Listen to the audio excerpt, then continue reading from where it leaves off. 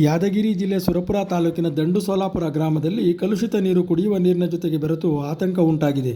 ಗ್ರಾಮದ ಮಹಿಳೆಯರು ಸ್ಥಳಕ್ಕೆ ಬಾರದ ಗ್ರಾಮ ಪಂಚಾಯಿತಿ ಅಧ್ಯಕ್ಷ, ಪಿಡಿಒ ಹಾಗೂ ಸಿಬ್ಬಂದಿ ವಿರುದ್ಧ ಆಕ್ರೋಶ ವ್ಯಕ್ತಪಡಿಸಿದರು.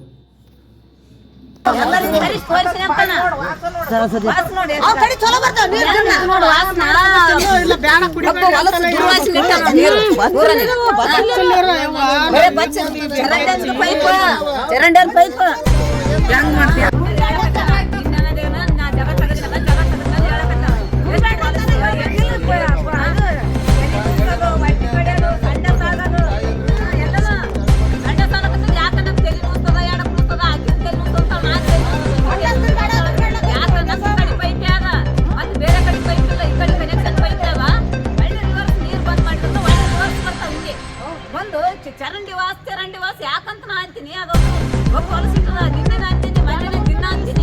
ಅಲ್ಲಿ ಫೋನ್ ಹಚ್ಚಲ್ಲ ಇಲ್ಲವ ನಿಂತು ನೀರಾವ ಬರ್ತಾವ, ನಿಂತು ನೀರಾವ ಬರ್ತಾವ.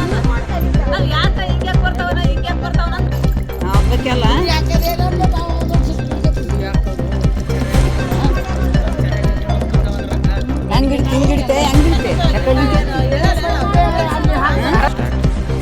ಗ್ರಾಮ ಪಂಚಾಯತಿಯಲ್ಲಿ ಬರುವ ಕಡೆಹಳ್ಳಿ ದಂಡಸಾಲಾಪುರ ಗ್ರಾಮದಲ್ಲಿ ಚರಂಡಿಯಲ್ಲಿ ಪೈಪ್ ನೀರು ಕುಡಿಯುವ ನೀರಿನ ಪೈಪ್ ಹೊಡೆದು ಭಾಳ ಗಲೀಜ್ ಭಾಷಣೆ ಬರ್ತಾ ಇತ್ತು.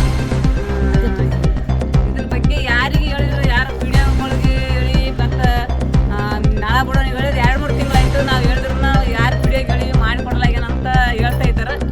ಇದರ ಬಗ್ಗೆ ಕ್ರಮ ಕೈಗೊಳ್ಬೇಕಂತ ಮೇಲಧಿಕಾರಿಗಳಿಗೆ ತಿಳಿಸ್ತೀವಿ.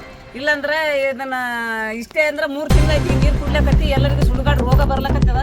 ಇದು ಯಾರು ಕೇರ್ ಮಾಡ್ತಾ ಇಲ್ಲ. ಅದಕ್ಕೆ ಇದು ಲಾಸ್ಟ್ SC ಏರಿಯಾದಾಗ ಸೇರಿದ ಇದು 1-2 ಮನೆಗಳು ಲಾಸ್ಟ್ ಅದ ನೀರಾಗ ನಮ್ಗೆ ಭಾಳ ತ್ರಾಸ ಆಗ್ಯದ. ಎಲ್ಲರಿಗೂ ಕುಡಿದು 3 ತಿಂಗಳಾಗ್ಯದ ನೀರು ಕುಡ್ಲಕತ್ತಿ, ಭಾಳ ತೊಂದರೆ ಆಗಕತ್ತ. DC ಹಾಕಿಸ್ಕೋತೀವಿ, DC ಮುಂದೆ ಧರಣಿ ಕುಂದಿರ್ತೀವಿ ಹೋಗಿ. ಹೊಟ್ಟಿ ಕಟ್ಟದ, ಹೊಟ್ಟಿ ಜಾಡ್ಸ್ಲಕತ್ತದ. ದಯವಿಟ್ಟು ನೀರು ಪೈಪ್ ಹಾಕಿಸ್ಕೊಡ್ರಿ. 3 ತಿಂಗಳು ನಾವು ಈ ನಮ್ಮನೆ ಹೊಲಕ್ಕೆ ನಾರ್ತಾವ ನೀರು ಅವಾಗ ಇವಾಗ 3 ತಿಂಗಳೆಲ್ಲ ಮಾಡ್ಬೇಕು.